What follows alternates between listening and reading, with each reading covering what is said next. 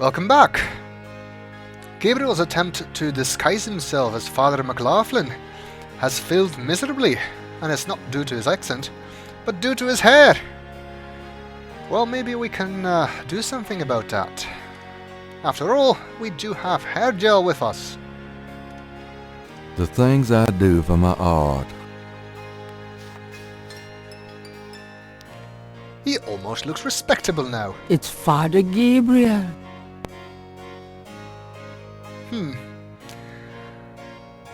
Not very convincing if you ask me, but it'll have to do.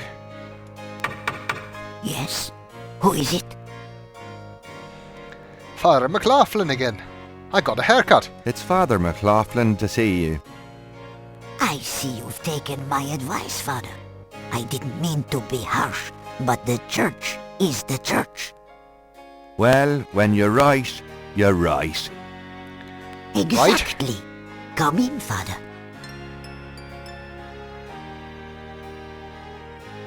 Please be seated, Father. Thank you. Now, what can I do for you? Well, we want to talk to you, but let's take a look around this house first. Madame's parlor is full of carefully dusted and polished relics of her past. Indeed it is. The painting behind the couch is a Madonna in child. It's a painting of a pretty young lady in old-fashioned clothes. Madame, in younger days? Good heavens, no, Father. Then who is it? That's a good question. Madame's parlor is I was kind of wondering why she had the curtains drawn in the middle of the day and candles burning. Madame seems to like candles. Gabriel wonders if these two are specialties of Mr. Walker's shop. It is certainly a possibility. Madame's antiques are probably worth something. There's a crucifix on the wall. Madame finds comfort in these iconic images, it seems. It seems her superstitions extend to more than just voodoo. The folding screen has a colorful pattern. It looks oriental. And there's another snake on there. Madame's parlor is full of carefully... There's an old-fashioned jewelry box on the coffee table. The tea service has been polished recently. Madame uses it with her Creole sisters, perhaps? That seems likely. Anything interesting in that jewel box? Madame will open or close her own jewelry box.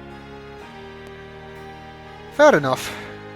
Let's talk to Madame Caza. Do you mind if I ask you a few questions, my child?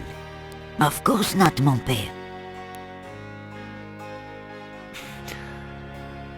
He looks kinda weird. And so does Gabriel, I have to say. What can you tell me about voodoo? People think I'm just a foolish old woman, but I know the things they do. My family's been in New Orleans since 1750, so I know more than most. Voodoo people are all over this city, in the shops, everywhere. They'll curse you like that, and most people don't even notice. Spit on your bread at the bakery. Take strands of your hair at the store when you try on the clothes. You have to be so careful. But I know their ways, so I can protect myself. I know how to use the magic too, and I can counteract their evil spells. And remember, just because you're paranoid does not mean they're not really after you. Tell me more about voodoo in New Orleans. It's just plain evil. It's dangerous to even discuss it. I guess that means we should drop the subject? Tell me more about voodoo in New Orleans. It's... I doubt she'll know anything about these murders, but, well, it never hurts to ask. What do you know about the voodoo murders? Voodoo murders? Ha! They are nothing new to me, father. They happen all the time. I hardly go out anymore. It's too dangerous in the streets. They can get you anywhere, you know. Even here in this room. But I try not to let them know about me. That's the best way. If you say so. What do you know about the Voodoo murders? Shh. They'll hear you. What can you tell me about New Orleans? The only true New Orleanians are of French origin, you know.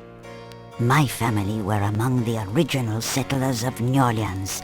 They came here from France. The Creole society used to be so gay in New Orleans. Now it barely hangs on by its fingernails. What can you tell me about New Orleans? You know, I can stroll the streets of the French Quarter and see in my mind's eye the way it used to be. It was wonderful in the old days. And I take it you think that's no longer the case. What can you tell me about New Orleans? New Orleans isn't what it used to be, I can tell you. There's too few of the real people left. What are the rest of us, zombies? What can you tell me about New Orleans? New Orleans is... Do you know anything about snakes? snakes. They're evil creatures. Did you know that evil people can send them into your dreams? They can. That's why I never sleep. Right, thanks. And a lot of good it has done you. Do you know anything about snakes? It would be bad luck to talk about that anymore. What can you tell me about St. John's Eve? St. John's Eve? Mais oui! I used to love the St. John's Eve Mass at Sandwick Cathedral. Of course, it is also a night of great wickedness, worse than All Hallows Eve. They will corrupt anything, Father. They? They who? Oh, you know. No we don't. What can you tell me about St. John's Eve? I don't think I should say any more about that. Do you have any idea what Cabri sans corps means? Mais oui, I know. I bet you do not, Father, n'est-ce pas? Of course we know what it means. Don't eat the chili. Of course I know what it means, do you? I wasn't born yesterday, Father. I won't tell you what it means if you don't already know. Oh, that's not an awful lot of help then, is it? Do you know anything about Marie Laveau? Oh, her? I could tell you about her. Voodoo Queen. Ah! My great-grandmother was an acolyte of Marie Laveau. She knew the truth about her. What truth? Tell me more about Marie Laveau. No, I won't say anything more. Not to you, Father. I'm sure you mean well, but you are an outsider. Do you know anything about animal masks? No, Father. I don't know anything about that. Have you ever heard of a Schattenjäger? No, Father. I don't know anything about that. Tell me about yourself. Me? I am Creole. My family has been in New Orleans for over 200 years. Real New Orleanians are French, you see. These days the city is overrun with people with no heritage at all. No offense, Father, but it's true. But the French, naturellement, will always be the true blood of New Orleans. Sure, if you believe so. Tell me about yourself. Well, Father, I don't know what else to say. Well, it does not seem she's being very helpful today. It seems she knows something about Cabri sans corps, but until we find out some other way what it means, she won't tell us. So for the time being, I'm afraid we will have to go. Gabriel cannot open the...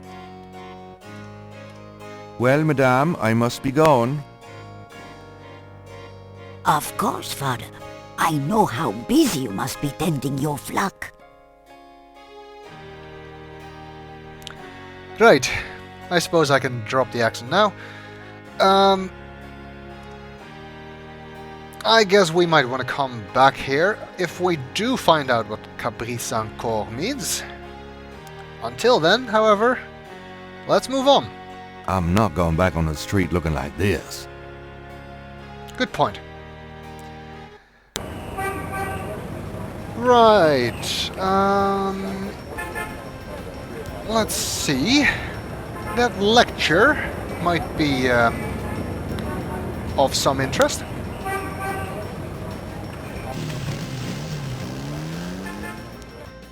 Learn some more about African religions and voodoo and stuff. It looks like the lecture is just starting. Gabriel decides to record the session. Voodoo is the tribal religion of Africa, but the name Voodoo is actually a banner heading under which resides an entire body of distinct tribal belief systems. The word voodoo may sound familiar to you. What is known in the States as voodoo is actually an amalgamation of African religious systems, voodoo, and European religions, primarily Catholicism. All of the subcults of African voodoo have certain things in common. The most important is the worship of a pantheon of spirits instead of the single deity that the Christian and Muslim systems had. Some of these spirits are elementals. Some relate to specific tasks or places. Some represent important tribal leaders who have died. This spirit worship is what makes voodoo so easily adaptable. With all those spirits, it's no problem to add a few more. Say, for example, the Virgin Mary. At the height of tribal Africa, warfare was common. One tribe would conquer another, and the Loa, important in the conqueror's tribal system, would be adopted readily into the conquered tribe's Loa pantheon. In this way, many of the voodoo cults spread and mingled throughout tribal Africa, enriching the belief system and causing innumerable offshoots. The basis for the voodoo religion seems to be as old as man himself.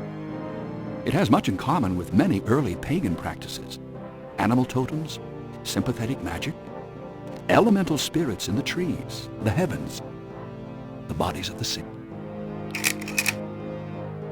Africa is believed by many to be the cradle of the human race. Some of the voodoo Loa may be as old as the Garden of Eden itself. We still can't explain some of the real power of these primal religions. And note, I said primal, not primitive. There are African Bokors who baffle our scientists with their supernatural powers. Now, let's discuss the elements of voodoo. Fascinating guy. In voodoo, the spirits are called the Loa. During a voodoo ceremony, celebrants are possessed by the Loa, and this is called being ridden. The human worshipper is seen as a horse, and the Loa as the divine horseman. A person being ridden by a Loa takes on the characteristics of that spirit and becomes, in effect, merely a vessel for the more powerful entity. Some of the older original Africa Loa include Dambala, the great serpent god; Ezruli, the mistress of love; Papa Nebo, or Gede, the lord of death; Getty? Agwe, the spirit of water; Legba, spirit of the crossroads; and the cruelest and most dangerous, Ogun Badagri, the lord of destruction. Ugh. Oh, I gotta get more sleep at night.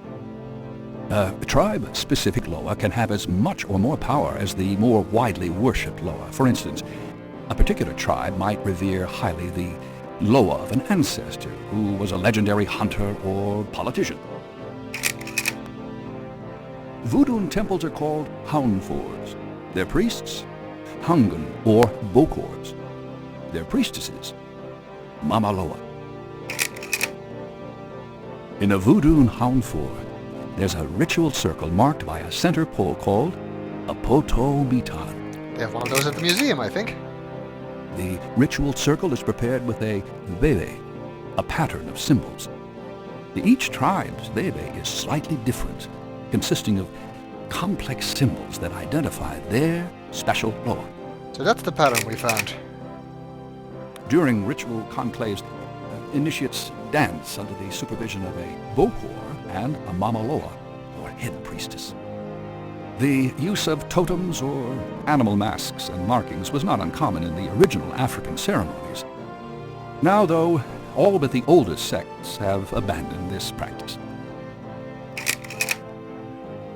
Ritual objects used during the conclaves include the ritual gourd or asson,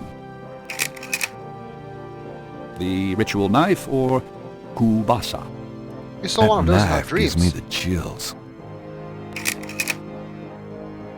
the ritual whip or fouet cache,